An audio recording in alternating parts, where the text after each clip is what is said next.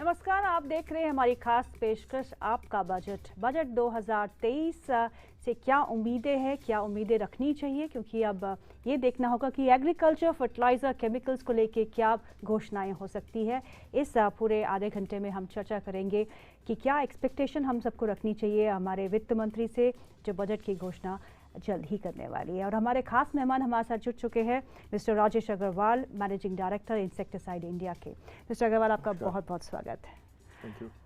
Mister Agarwal, अगर हम budget की बात करें, 2023 की बात करें, तो क्या एक्सपेक्टेशन रखनी चाहिए? क्योंकि अगर हम पिछला साल देखें तो काफ़ी चैलेंजिंग रहा। कमोडिटीज़ के दाम आसमान छू गए because of the Ukraine Russia war, because inflation ऊंचाइयों पे रिकॉर्ड इन्फ्लेशन हमने दर्ज की डेवलप्ड नेशंस में भी। हालांकि इंडिया ने काफ़ी रेजिलियंस दिखाई, लेकिन इन सब जो उठापटक पूरे दुनिया भर में है उसका असर हमारे पर ज़रूर पड़ा। हमारे रॉ मटेरियल प्राइसेस जो है, इनपुट प्राइसेस जो है वो बढ़ते गए, जिसका इम्पैक्ट फर्टिलाइजर्स पे पड़ा, केमिकल्स पे पड़ा, एग्रीकल्चर पे पड़ा। तो वहाँ पे हमने सब्सिडी बर्डन बढ़ते हुए देखा है और ये माना जा रहा है कि FY23 के लिए जो सब्सिडी होगी वो बजटेड एस्टिमेट से काफ़ी ऊंची होगी। लेकिन FY24 इसमें क्या उम्मीदें रखनी चाहिए? देखिए, हमारे किसानों ने बहुत अच्छा परफॉर्मेंस किया है और हमारे देश की जो फूड प्रोडक्शन है वो बहुत ज़्यादा बढ़ी है पिछले सालों में और ज़बरदस्त परफॉर्मेंस रहा है। तो मैं बोलूँगा कि एक ऐसा टाइम था जब हमें ऐसा लग रहा था कि वी हैव एक्सेसिव फूड। हालांकि फूड के डिस्ट्रीब्यूशन के इश्यूज़ हैं जिसकी वजह से आज भी कुछ लोग भूखा पेट सोते हैं, लेकिन कंट्री बहुत अच्छी प्रोडक्शन कर रही थी और बहुत सालों का अनाज हमारे पास था। लेकिन ये जो इंटरनेशनल सिनेरियो चेंज हुआ, इसके अंदर पहली बार ऐसा महसूस हुआ कि वी नीड मोर प्रोडक्शन। हमें आज और ज़्यादा अन्न पैदा करना है, ना ही अपने देशवासियों के लिए बल्कि आज अगर दूसरी कंट्रीज़ को भी अगर हेल्प करना चाहते हैं तो हमें और ज़्यादा फूड चाहिए। तो एक नीड ऐसी आई है और ऐसी नीड में मैं समझता हूँ कि एग्रीकल्चर के लिए हमेशा से हमारे देश की सरकारें काम कर रही है, ख़ासतौर से जो करंट सरकार है बहुत अच्छा किसानों के लिए काम कर रही है। तो हम भी ऐसा सोचते हैं कि एग्रोकेमिकल खासतौर से एक चैंपियन सेक्टर है। ये एक ऐसा सेक्टर है जिसकी इंपोर्ट्स कम है, एक्सपोर्ट्स ज़्यादा है। इंडियन रिक्वायरमेंट भी हम लोग पूरा कर रहे हैं। तो ऐसे में जो सरकारी स्कीम्स हैं जैसे PLI, इसका एडवांटेज मिलना चाहिए। R&D को कहीं ना कहीं एनकरेज मिलना चाहिए। मेक इन इंडिया के प्रोग्राम्स हैं, लेकिन मैं समझता हूँ कि और ज़्यादा इसके अंदर भी मदद सेक्टर को मिलनी चाहिए, कहीं ना कहीं सपोर्ट मिलनी चाहिए, क्योंकि टॉप लेवल से प्रोग्राम्स हैं लेकिन डाउन द लाइन हमें सपोर्ट नहीं मिल पा रहा है कि कोई ऐसा जो डिपार्टमेंट से सपोर्ट होता है या कोई ईज ऑफ वर्किंग होती है, ऐसा कुछ दिखाई नहीं दे रहा है। अगर ऐसा कुछ हो जाए तो मैं समझता हूँ ये सेक्टर बहुत अच्छा काम कर सकता है और हमारे किसान बहुत बढ़िया काम कर सकते हैं आगे, और जो चैलेंजिंग रिक्वायरमेंट्स हैं, जो फूड रिक्वायरमेंट्स हैं, उनको भली भांति पूरा कर सकते हैं। मिस्टर अग्रवाल, ये दिक्कतें क्या हैं? जैसे कि आपने कहा कि ग्राउंड लेवल पे बेसिकली जो ऊपर की अनाउंसमेंट होती है वो ट्रिकल डाउन नहीं होती है नीचे तक। तो what are the reasons for that? उसकी मुख्य कारण क्या है? देखिए, बहुत से कारण हैं। सबसे पहला कारण है trust between industry, bureaucracy and government. आज जब मैं कहता हूँ कि चैंपियन सेक्टर है और बहुत अच्छा काम कर रहा है, तो कहीं ना कहीं अगर हमें सपोर्ट मिले, हमारे रजिस्ट्रेशन प्रोसेसेस, बिकॉज बहुत कंट्रोल्ड बिजनेस है, रजिस्ट्रेशन प्रोसेसेस एक्सपर्टाइट हो, मेक इन इंडिया को कहीं पे प्रायोरिटी मिले। आज होता क्या है, बहुत सारे ऐसे देश हैं जब वो कुछ माल बनाना शुरू कर देते हैं, कोई मटेरियल बनाना शुरू कर देते हैं, तो कहीं ना कहीं इंपोर्ट्स पे कर आता है। यानी अगर वो देश उस प्रोडक्ट को बना रहा है तो विदेशी बाजारों से उस प्रोडक्ट को लाने में रिस्ट्रिक्शंस आती हैं। हमारे देश में ईज हो जाता है। अगर एक प्रोडक्ट इंडिया में बन रहा है तो दूसरा जो बाहर की कंपनी जो इंपोर्ट करना चाहती है उसको इंपोर्ट में ईज आ जाती है और वो जल्दी उसको लेके आता है। तो अगर एक आदमी कुछ 100 करोड़ रुपए लगा के एक प्लांट को एस्टेब्लिश करता है, सामने वाला ट्रेडर उस प्रोडक्ट को इंपोर्ट करना शुरू कर देता है, आपका कॉम्पिटिशन बढ़ जाता है। जब आप रजिस्ट्रेशन लेना चाहते हैं, रजिस्ट्रेशन में प्रायोरिटी मिलनी चाहिए, वो प्रायोरिटी आपको मिलती नहीं है। तो रजिस्ट्रेशन प्रोसेस पहले डाटा जनरेशन कुछ सालों का हो जाता है, उसके बाद रजिस्ट्रेशन प्रोसेस कुछ सालों का हो जाता है। यानी जो प्रोडक्ट मैं आज लॉन्च करना चाहता हूँ, आज मेरी लॉन्च करने की कैपेबिलिटी है, हो सकता है क्योंकि आज एक्सपोर्ट के अंदर प्रायोरिटी है, मैं उस प्रोडक्ट को एक्सपोर्ट भी कर रहा हूँ, लेकिन अपने देश के किसान को मैं अगले 4-5 साल तक उस प्रोडक्ट को दे सकता, जबकि मैं बनाता हूँ उस प्रोडक्ट को। तो मैं चाहता हूं कि पॉलिसी के अंदर कुछ ना कुछ ऐसे चेंजेस होने चाहिए कि जब मुझे एक्सपोर्ट का रजिस्ट्रेशन मिल रहा है, उस प्रोडक्ट के इंटरनेशनल डाटा अवेलेबल हैं, तो इतना डाटा दोबारा से रिपीट ना किया जाए। और जब हम उसकी एप्लीकेशन लगाते हैं तो उस एप्लीकेशन को जल्दी प्रोसेस किया जाए, टाइपलाइन के अंदर प्रोसेस किया जाए, जल्दी उसको दिया जाए, जिससे कि हम प्रोडक्ट को लेके आ सकें किसानों के बीच में। जी, चाइना प्लस वन स्ट्रेटजी हमने माना कि ये हम इसका फ़ायदा उठा पाएंगे, लेकिन इसका फ़ायदा उठाने के लिए हमको स्केल की काफ़ी ज़रूरत है। वो स्केल जो है वो बनाने में काफ़ी समय गुजर जाएगा। इनफैक्ट सरकार जो है वो कदम तो उठा रही है, लेकिन इन्वेस्टमेंट लाने में, उस प्लांट को इस्टेब्लिश करने में, उसको ऑनलाइन लाने में और एक्सपोर्ट करने में और अपने डोमेस्टिक मार्केट में उस प्रोडक्ट को बेचने के लिए काफ़ी समय लगने वाला है। तो ऐसे में आपको क्या लगता है, जो अपॉर्चुनिटी हम अभी चाइना में अभी भी स्थिति ख़राब ही है और बाकी देश एक ऑल्टरनेट सप्लायर की तलाश में है, तो इंडिया कहाँ वहाँ पे खड़ा हो रहा है? और बजट में ऐसे क्या प्रावधान होने चाहिए जो पूरे इस सेक्टर को संभाल पाए और इंडिया एक सप्लायर के तौर पे उभर आए? देखिए, इंडिया के अंदर कैपेबिलिटी है। आज भी हमारी, अगर हम कॉस्ट कॉम्पिटिटिवनेस की बात करें तो हमारे सैलरी स्ट्रक्चर्स ऊपर गए हैं, लेकिन उसके बाद भी वर्ल्ड में एक मोस्ट कॉम्पिटिटिव सैलरी स्ट्रक्चर है हमारे। उस सैलरी स्ट्रक्चर के अलावा हमारी जो कमिटमेंट है या हमारी जो आज मैं बोलूँ वर्कफोर्स है, चाहे वो टेक्निकल वर्कफोर्स है, चाहे वो जनरल वर्कफोर्स है, देयर इज़ एम्पल अवेलेबिलिटी और लोगों के अंदर पैशन है, लोगों के अंदर भावना है और लोग काम करना चाहते हैं। तो this is a wonderful opportunity in front of the country. और मैंने देखा है, खासतौर से अगर मैं केमिकल सेक्टर की बात करता हूँ और एग्रोकेमिकल की सेक्टर की बात करता हूँ, तो सभी कंपनीज एक्सपेंशन में जुटे हैं। जहाँ तक आपने सपोर्ट की बात की, तो हमारे क्लियरेंसेज अगर फास्टर होंगे, हमारे प्रोसेसेस ऐसे हैं जो चीज़ों को स्लो कर देते हैं। Environmental clearances, land clearances, pollution clearances, आपको प्रोडक्ट ऐड करना है तो उसकी क्लियरेंसेज आपको रजिस्ट्रेशन के तौर पे भी चाहिए, एनवायरमेंटल भी चाहिए। तो उन सब प्रोसेसेस में इतना टाइम लग जाता है, कई बार वो प्रोसेसेस बर्डन बन जाते हैं। मैं नहीं बोलता कि आपको कंट्रोल्स नहीं रखने चाहिए, लेकिन अगर आपने एक केमिकल जोन बना दिया, केमिकल जोन में आपने इंडस्ट्रियल एरिया बना दिया, अगर इंडस्ट्रियल एरिया है और केमिकल जोन है तो बार बार उसको क्यों क्लियरेंस लेना पड़ता है अपने प्लॉट का? हर प्रोडक्ट के लिए क्यों एप्लीकेशन डालना पड़ता है एनवायरनमेंट में बार बार? आप एक ब्रॉड क्लियरेंस दीजिए, उस क्लियरेंस में आप बोलिए कि ठीक है आप प्रोडक्ट्स बनाइए, यहाँ तक कि ये डिटेल्स हैं इसको बना लीजिए और थोड़ा सा लिबर्टी दीजिए। अगर आप वो लिबर्टी देंगे चीज़ें फास्ट होंगी, अगर नहीं देंगे तो भी होगी।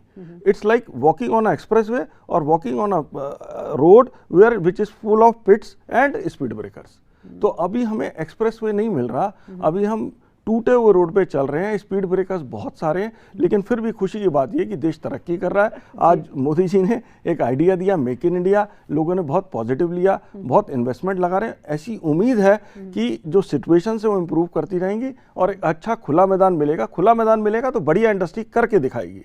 हमारे अंदर कैपेबिलिटी है, कैपेसिटी है और जिस तरीके से लोग एक ऑल्टरनेट सोर्स को देख रहे हैं, मैं चाइना की सिचुएशन इम्प्रूव भी होगी, खराब भी होगी, सब कुछ चलता रहेगा, लेकिन लोगों ने देखा dependence on one country is tricky, तो उस वजह से लोग निकलना चाह रहे हैं। अब जब निकलना चाह रहे हैं तो इंडिया एक ऐसा बेस, मजबूत बेस देता है, क्योंकि आज हमारी कमिटमेंट है, आज हमारी क्वालिटी है, आज हम कैपेबिलिटी रखते हैं, कैपेसिटी भी रखते हैं। तो ये सब फैक्टर्स इंडिया के फेवर में, और मुझे लगता है कि एक बहुत बड़ी अपॉर्चुनिटी एक्सपोर्ट्स की, मैन्युफैक्चरिंग की हमारे देश में निकल रही है। और जहाँ तक मैं समझता हूँ सभी इंडस्ट्रीज़ इसके अंदर बढ़ चढ़कर हिस्सा लेना चाहते हैं। जो समय लग रहा है वो प्रोसेसेस की वजह से लग पा रहा है, जो थोड़ा और स्मूथनेस आती जाएगी, स्पीड बढ़ती जाएगी। तो यानी कि ईज ऑफ डूइंग बिजनेस की यहाँ पे जो है थोड़ी दिक्कत आ रही है। हालांकि ईज ऑफ डूइंग बिजनेस के जो लिस्ट है उसमें हम काफ़ी तरक्की कर चुके हैं, लेकिन यस ऑन ग्राउंड जितना स्मूथ होगा उतना फास्ट होगा। अगर एक्सप्रेस वे देंगे तो गाड़ी फास्ट चलनी है, डिस्टेंसेस फास्ट कवर होंगे। जी, ये बताइए कि जो हम इंसेक्टिसाइड्स के लिए या फिर केमिकल्स के लिए जो हम रॉ मटेरियल इंपोर्ट करते हैं उसमें भी काफ़ी दिक्कतें आ रही है, ड्यूटीज़ काफ़ी हाई लेवल्स पे है। तो क्या आपको लगता है उन रॉ मटेरियल्स की ड्यूटीज़ में कुछ कटौती हो सकती है that will help the industry? देखिए, मैं कभी ऐसी बात नहीं करता कि देश को अगर कुछ इंपोर्ट्स कर रहे हैं तो रॉ मटेरियल के अंदर प्राइस कट करना चाहिए, बल्कि कुछ रिजर्वेशंस हैं। जैसे कुछ रॉ मटेरियल्स हैं जो कि रॉ मटेरियल्स ही हैं, फिनिश प्रोडक्ट नहीं है, उसको इंपोर्ट करने के रिस्ट्रिक्शंस हैं रादर, उसका भी अप्रूवल लेना पड़ता है। हम ये बात कहते हैं कि अगर कोई रॉ मटेरियल है तो उसका अप्रूवल आपने क्यों लगाया है? जब फ्री केमिकल इंपोर्ट है तो फ्री रहने दीजिए, बिकॉज उस अप्रूवल की वजह से ultimately you to go to touts, you have to take the permissions, you have to go through dealers, और आप डायरेक्ट नहीं कर पाते, जिससे आपकी कॉस्ट बढ़ती है। तो ड्यूटी को घटाने की मैं बात कभी नहीं करता, रादर हम लोग तो ये बात करते हैं कि जो रेडीमेड प्रोडक्ट्स बाहर से आ रहे हैं, जब हमारे देश की कैपेबिलिटी है, आज हम $3 बिलियन का पेस्टिसाइड इंडिया में बेचते हैं, $3 बिलियन से ज़्यादा का पेस्टिसाइड एक्सपोर्ट करते हैं। इसका मतलब देश की बनाने की क्षमता है जी। लेकिन उस क्षमता के बावजूद, क्योंकि हमारे देश की पॉलिसी ऐसी है कि हम लोग रेडीमेड फॉर्मुलेशंस का भी इंपोर्ट अलाउ करते हैं, टेक्निकल्स का भी इंपोर्ट अलाउ करते हैं, वो देश के अंदर आ रहा कंपटीशन एक तरीके से मैन्युफैक्चरिंग को दबा रहा है, क्योंकि कई बार इतना ज़्यादा कंपटीशन हो जाता है बाहर से कि आप मैन्युफैक्चरिंग की कॉस्ट उसमें से निकाल नहीं पाते हैं। तो हमारा तो बल्कि ये एक रिक्वेस्ट रहती है कि उस पर थोड़ी ड्यूटी बढ़ाने को अगर गवर्नमेंट देखे तो उससे मैन्युफैक्चरिंग स्ट्रेंथन होगी, या इस टाइप का कुछ काम ऐसा करें कि जिन चीज़ों की देश के अंदर कैपेबिलिटी है, कैपेसिटी है और लोग उसको बना नहीं पा रहे because there is competition from import, क्योंकि ये कहीं ना कहीं अगर आप चाइना को स्ट्रेंथन कर रहे हैं, उसको अलाउ कर रहे हैं कि वो इंडिया के अंदर डंप करे सस्ते प्राइसेस पे, तो आप मैन्युफैक्चरिंग स्ट्रेंथन नहीं कर सकते। दोनों काम एक साथ नहीं हो सकते। आपको न्यू जनरेशन प्रोडक्ट चाहिए, आप R&D को सपोर्ट करिए, आप मैन्युफैक्चरिंग को सपोर्ट करिए, रजिस्ट्रेशन प्रोसेस को फास्टर करिए। अगर इन सब चीज़ों पे ध्यान देंगे तो डेफिनेटली इंडस्ट्री और तेजी के साथ रिस्पॉन्ड करेगी जी। ये तो रही इंडस्ट्री की बात। आप फार्मर्स की बात करते हैं, डबलिंग ऑफ फार्मर्स इनकम, ये एक सरकार की काफ़ी फोकस एरिया में रहा है, तो क्या ग्राउंड लेवल पे ऐसा हुआ है? देखिए, ग्राउंड लेवल पे क्रॉप्स के दाम बढ़े हैं। सबसे बड़ी बात ये कि किसान थोड़ा थोड़ा अभी ऑल्टरेट क्रॉप्स की तरफ जाने लगा है। सबसे इम्पॉर्टेंट ये है कि क्या मैं पैदा करता हूँ, मींस क्या मैं रूटीन में पैडी वीट साइकिल में फंस जाता हूँ, या पैडी कॉटन साइकिल में या कॉटन वीट साइकिल में ही ट्रैप्ड रहता हूँ, या पैडी साइकिल में। मतलब जो मोटे क्रॉप्स हैं, जहाँ पर प्रिसीजन नहीं चाहिए, जहाँ पर मैन पावर नहीं चाहिए, जहाँ मुझे लगता है कि सरकार की इसको खरीद लेने की एक MSP है और बाज़ार में वो आराम से बिक जाएगा, क्योंकि कई चीज़ों में MSP होती है लेकिन MSP पे फिर भी बिक नहीं पाते प्रोडक्ट्स, तो किसान हेजिटेट करते हैं रिस्क लेने से। हमारी इकॉनमी आज भी ट्रेडिशनल है, इस बात को हम डिनाई नहीं कर सकते, क्योंकि कौन सा क्रॉप लगाना है उसका डिसीजन कौन लेता है? क्या फार्मर ले रहा है, या उसके दादाजी ले रहे हैं, या उसके फादर ले रहे हैं? ये आज भी हमारे देश के अंदर इम्पैक्ट करता है। तो आई मीन टू से ट्रेडिशंस हैं और मॉडर्न सिस्टम्स हैं, उन दोनों को कहीं ना कहीं आपको गैप को ब्रिज करना है, और वो गैप ब्रिज कैसे होगा? एडुकेशन से। तो आज फार्मर एडुकेशन की बहुत ज़रूरत है।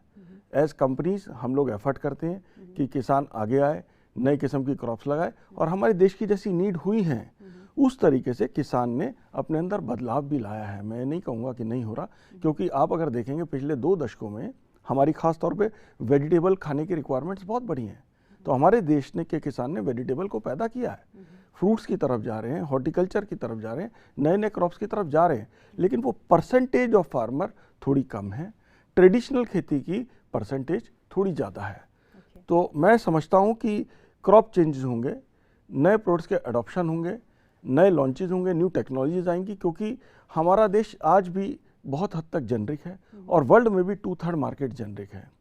सरकार चाहती है कि नए ज़माने की दवाएं इस्तेमाल हों, नए प्रोडक्ट्स आएँ जो कि ज़्यादा सेफ़र हों, नई टेक्नोलॉजीज़ के प्रोडक्ट आएँ, तो आप रजिस्ट्रेशन अगर उसका फास्ट करेंगे डेफिनेटली फास्टर प्रोडक्ट आएंगे, लाए जा सकते हैं। आज भी दुनिया भर में ऑफ पेटेंटेड टेक्नोलॉजी, हमारे देश में 300 से कम पेस्टिसाइड रजिस्टर्ड हैं, दुनिया में 1000। ऐसा नहीं है कि हमारी कैपेबिलिटी नहीं है, हम बना रहे हैं। हो सकता है, मैंने पहले भी कहा था, बहुत सारे प्रोडक्ट्स हम बनाकर एक्सपोर्ट कर रहे हों, लेकिन इंडिया में नहीं बेच सकते बिकॉज रजिस्ट्रेशन नहीं है। तो अगर वो सब हल मिलेगा तो डेफिनेटली किसान को और बेटरमेंट होगा। तो मैंने एडुकेशन की, किसान की एक बात की। दूसरी बात, एडॉप्शन ऑफ टेक्नोलॉजीज। आज हम जीरो बजट फार्मिंग की बात करते हैं, मैं अगेंस्ट नहीं हूँ। ऑर्गेनिक की बात करते हैं, मैं अगेंस्ट नहीं हूँ, लेकिन मेरा मानना है कि हमें कहीं ना कहीं जो बायोलॉजिकल मीन्स हैं और जो केमिकल मीन्स हैं, दोनों को साथ पकड़कर चलना पड़ेगा। क्योंकि कभी कभी मैं बोलता हूँ कि जो केमिकल है वो पैमाना है इस बात को बताने का कि आपका कंट्री कितना डेवलप्ड है, क्योंकि जितना डेवलप्ड देश है उसके अंदर केमिकल का कंजम्पशन उतना ज़्यादा है। हम रियलाइज़ नहीं करते डे टू डे मीन्स में हम किस हद तक केमिकल को इस्तेमाल कर रहे हैं। तो हम जो शहरों में रहते हैं लोग, हम सोचते हैं कि हम लोग केमिकल का इस्तेमाल करें, गांव में जो किसान है वो ना करें। नहीं हो सकता। आज क्रॉप उसके बच्चे की तरह है, उसको उसे पालना है, उसको उसे डिजीज़ से बचाना है, उसको उसे पेस्ट इन्फेस्टेशन से बचाना है, वीड कंट्रोल करना है। आज मैन पावर महंगी होती जा रही है, तो ऐसे में हम क्या कहते हैं कि जिस तरीके से आप अपनी सेहत का ख्याल रखते हैं, आप मॉर्निंग वॉक भी करते हैं, आयुर्वेदिक चीज़ें भी अपनाते हैं, होम्योपैथिक चीज़ें भी अपनाते हैं।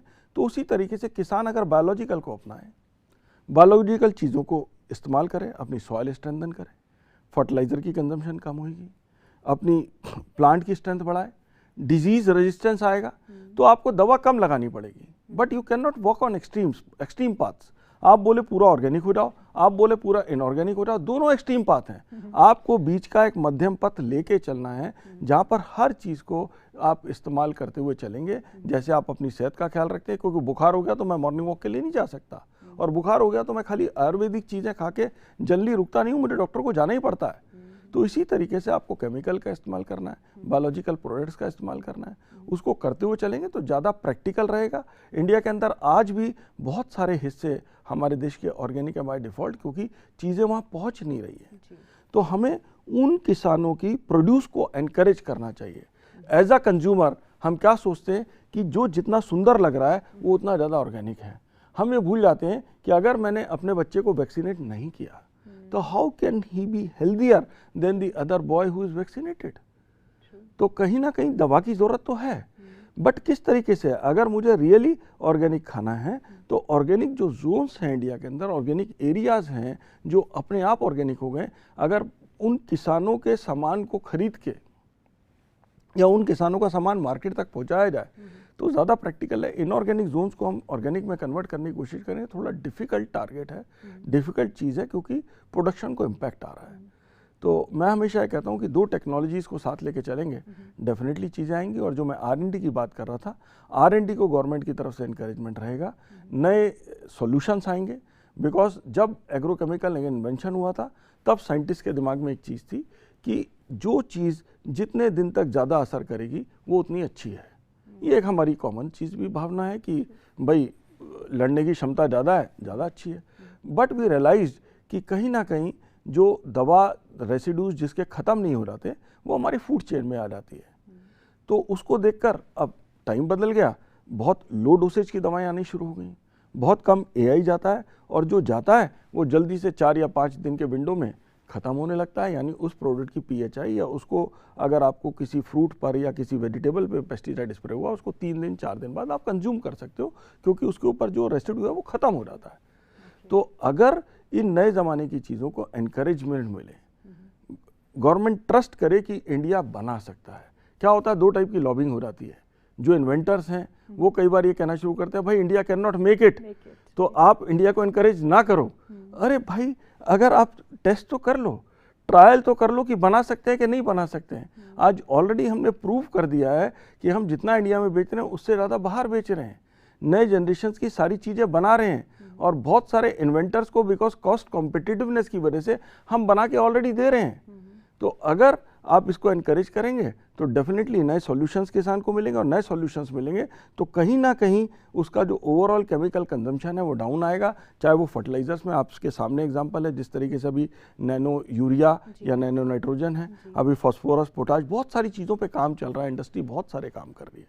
अगर इन सब प्रोजेक्ट्स को एनकरेजमेंट मिलेगा, क्योंकि आज जैसे आपने एग्रीकल्चर सब्सिडी की बात की, तो अगर 1,20,000 करोड़ की एग्रीकल्चर सब्सिडी है, उसमें मैक्सिमम सब्सिडी यूरिया के लिए है। अगर हम चीज़ों के ऑल्टरनेट्स डेवलप कर लेते हैं, अपनी पॉलिसी क्लियर कर देते हैं, क्योंकि बायोस्टिमुलेंट्स का एक्ट अभी इंडिया के अंदर आया है, बायोकेमिकल बायो फर्टिलाइजर्स के लिए अभी चीज़ें डेवलपमेंट में चल रही हैं। तो इन सब कुछ चीज़ों को क्लियरेंस करें, एक्ट को क्लियर करें, जिससे कि लोग प्रोडक्ट्स को ले आ पाए।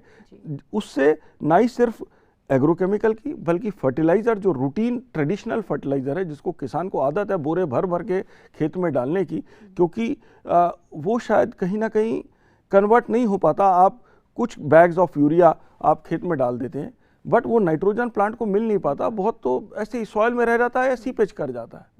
तो उसकी रिक्वायरमेंट थोड़ी है, बट वो ट्रेडिशनल सेटअप में उसको एक साइकोलॉजिकल वीकनेस है कि पिताजी इतना डालते थे तो खेत में बढ़िया होता था, मैं भी इतना ही डालूं।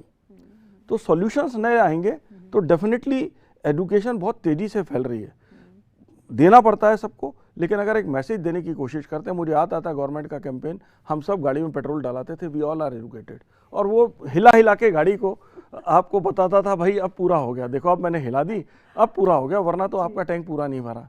तो after the campaign of government भी चेंज, भाई लिक्विड है उसको नहीं ज़रूरत है। तो ऐसे ही बहुत सारे ट्रेडिशंस हैं जहाँ पर गवर्नमेंट को भी सपोर्ट करना पड़ेगा, इंडस्ट्री भी सपोर्ट करेगी, आगे आएगी, सब मिलके काम करेंगे। तो डेफिनेटली जो एक स्टेप हुआ है गवर्नमेंट फार्मर की इनकम डबलिंग की तरफ, वो आगे बढ़ेगा। नेशनल फर्टिलाइजर पॉलिसी, उसका ड्राफ्ट रेडी हो रहा है, उसका रोड मैप, उसकी कुछ क्लैरिटी आप देखते हैं बजट में? देखिए, आई एम नॉट क्लियर कि बजट में उसको कितना टच कर पाएंगे, because budget is more related to financials. लेकिन मुझे लगता है कि अगर नई चीज़ों को उसके अंदर एनकरेजमेंट देंगे तो ऑटोमेटिकली ये बेनिफिट हो जाएगा, बिकॉज ये गवर्नमेंट का भी पेन है कि हमें पोटाश, हमें नाइट्रोजन, हमें फास्फोरस, ये सब जो मेजर एलिमेंट्स हैं इनको इंपोर्ट करना पड़ता है। हमारे देश के अंदर बहुत कम इसकी जो बेसिक रॉ मटेरियल्स हैं वो अवेलेबिलिटी है, या उसको एक्सप्लॉयट हम नहीं कर पाते हैं। तो कहीं ना कहीं अगर ये कंट्रोल्ड होंगे तो हमारा एक मेजर सब्सिडी बिल डाउन होएगा। तो अगर इन नए चीज़ों पर काम किया जाएगा, इनको इनकरेज किया जाएगा, तो डेफिनेटली इंडस्ट्री पूरी तरीके से गवर्नमेंट को सपोर्ट करेगी, फार्मर को सपोर्ट करेगी, ऐसा मैं समझता हूँ।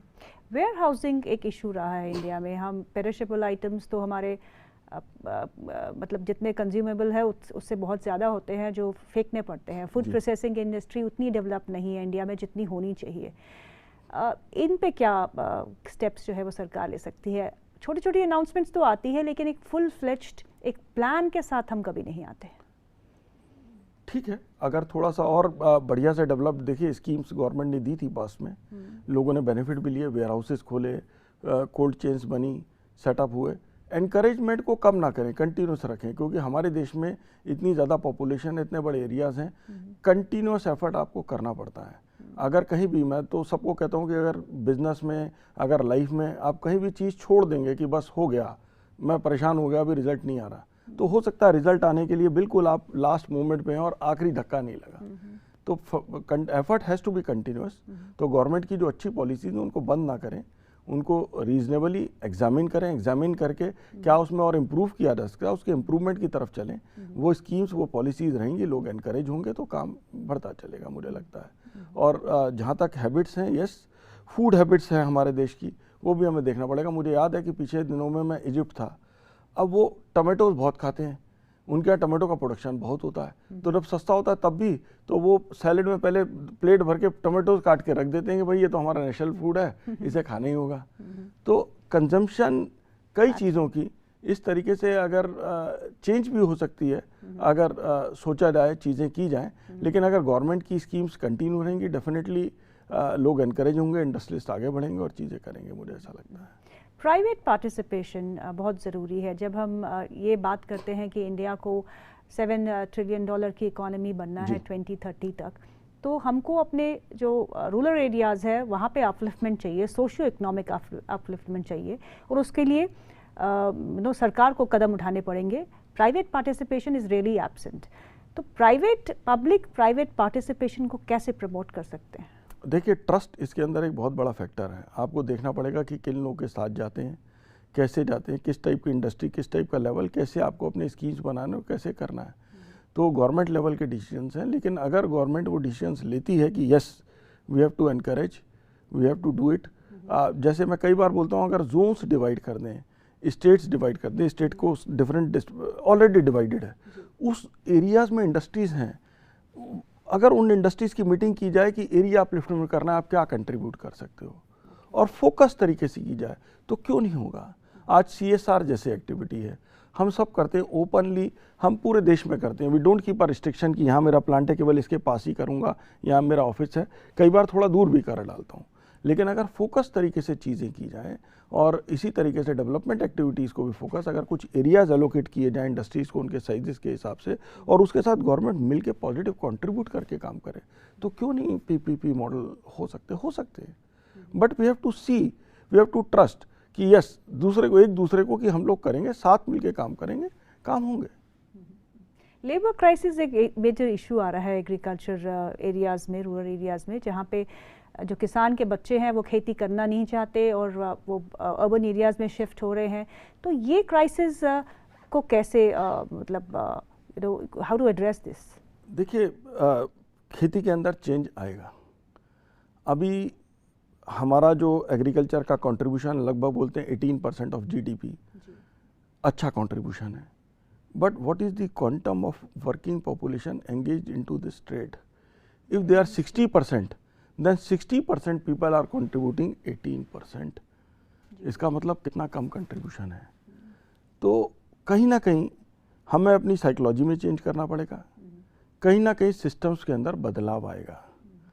मेरा सपना है कि किसान क्यों नहीं एक छोटे शहर में रह सकता, किसान क्यों नहीं एक फ्लैट में रह सकता, वहाँ पर किसान क्यों नहीं कार से अपने फार्म पे आ सकता, वहाँ से अपना ट्रैक्टर लेके काम कर सकता।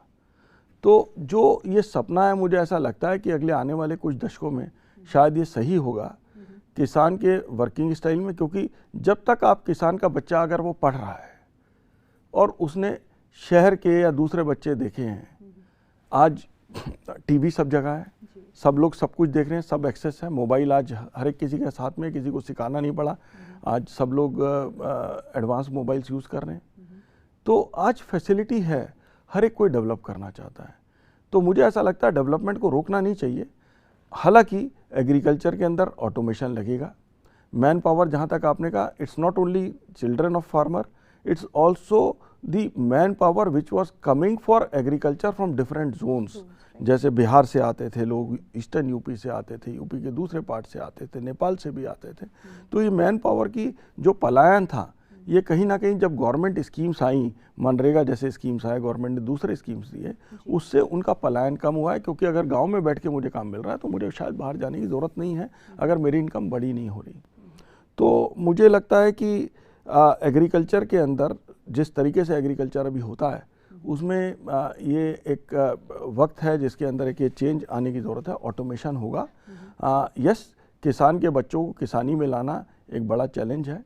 तो मैं समझता हूँ जैसे जैसे मॉडर्नाइजेशन होगा तो कहीं ना कहीं कोऑपरेटिव्स और जो कॉरपोरेट एग्रीकल्चर है, दोनों ही बढ़ेंगे और बढ़िया एडवांस एग्रीकल्चर जन्म लेगा। क्योंकि जब हम बात करते हैं कि एग्रीकल्चर इनकम इम्प्रूव करना है, तो ट्रेडिशनल खेती करके खाली 2 या 3 क्रॉप जो रूटीन लगती हैं उसको लगा के बिना थर्ड क्रॉप को ऐड करे या उस क्रॉप साइकिल को तोड़ के एडवांस जो दूसरे क्रॉप्स हैं उनको लगाए बिना इनकम नहीं बढ़ सकती। क्योंकि जो मैं करता आ रहा हूँ, अगर वही करता रहूँगा तो इनकम घटेगी, बढ़ेगी नहीं कहीं ना कहीं। तो इनकम बढ़ाने के लिए काम तो करना ही पड़ेगा, वो सोचना तो पड़ेगा। हम लोग एज अ कंपनी कोशिश करते हैं फार्मर को ट्रेन करें कि भाई खरीफ और रबी के बीच में या रबी के खरीफ के बीच में जो गैप मिलता है उसमें कुछ ना कुछ पल्सेस की क्रॉप डालने की कोशिश करो, कोई ना कोई वेजिटेबल डालो। एनकरेज करते हैं कि हम ये आप डाल लो, जिससे कि एक एडिशनल इनकम आपको आएगी। क्रॉप्स के बीच में 3-3 महीने का गैप आ रहा है, उस 2-3 महीने के गैप को इस्तेमाल करने की कोशिश कर लो। तो जहाँ वाटर अवेलेबिलिटी ये लोग कर पाते हैं, जहाँ नहीं है नहीं भी कर पाते हैं, दोनों चीज़ें हैं, लेकिन थोड़े से एफर्ट्स होंगे तो डेफिनेटली पर एकड़ जो इनकम है किसान की दोनों एरियाज में अच्छे से बढ़ सकती है। दोनों एरियाज का मतलब ड्राई एरियाज में भी और जहाँ वाटर अवेलेबिलिटी है उन एरियाज में भी। जी, to sum up mister Agarwal, 3 बड़ी चीज़ें जो आप बजट से एक्सपेक्ट कर रहे हैं for agriculture, chemicals and fertiliser sector. देखिए, मैं एक्सपेक्ट करता हूँ कि जो PLI स्कीम है उसको रोकना नहीं चाहिए। बहुत सारे सेक्टर्स में आई है, एग्रोकेमिकल में भी, एग्रीकल्चर सेक्टर में भी हमें न्यू एग्रोकेमिकल्स के लिए दे देनी चाहिए जी। और जो अभी नैनो फर्टिलाइज़र्स और नई चीज़ें आई हैं वो सपोर्ट मिलना चाहिए। और R&D को भी ख़ास तौर पे एक सपोर्ट मिलना चाहिए, जो कि मुझे ऐसा लग रहा है कि इन दिनों R&D को किसी किस्म का कोई सपोर्ट नहीं मिल रहा। जो टैक्स एग्जेम्पशंस भी थी उसको धीरे धीरे करके नॉर्मलाइज कर दिया गया है, तो कोई एडवांटेज मिल नहीं रहा, जो डिस्करेज करता है कहीं ना कहीं इंडस्ट्री को कि R&D में एक्स्ट्रा इन्वेस्टमेंट की जाए। जो लोग करना चाहते हैं डेफिनेटली चाहे इन्वर्ट, क्योंकि आप वो गवर्नमेंट स्कीम्स के लिए नहीं इन्वेस्ट करते, आप अपनी प्लानिंग के लिए, आप अपनी चीज़ के लिए करते हो। जैसे हम लोग R&D सेंटर्स बनाते तो एज इंसेक्टिसाइड्स इंडिया हमने 4-5 R&D सेंटर बना डाले हैं और उनमें एक्सपेंशंस लगातार चलते रहते हैं, तो करते हैं। लेकिन एक जनरल मासेस को पुल करने के लिए कहीं ना कहीं गवर्नमेंट की स्कीम्स बहुत हेल्प करती हैं। जी, मिस्टर अग्रवाल, बहुत बहुत शुक्रिया आज प्रोग्राम में शामिल होने के लिए। Thank you for explaining in detail कि क्या क्या दिक्कतें हैं और बजट में क्या हमको एक्सपेक्ट करना चाहिए। तो अभी के लिए इतना ही, इस प्रोग्राम को अब यहीं समाप्त करते हैं, लेकिन हमारी बजट पे कवरेज जो है वो बिल्कुल जारी रहेगी। Thank you for watching.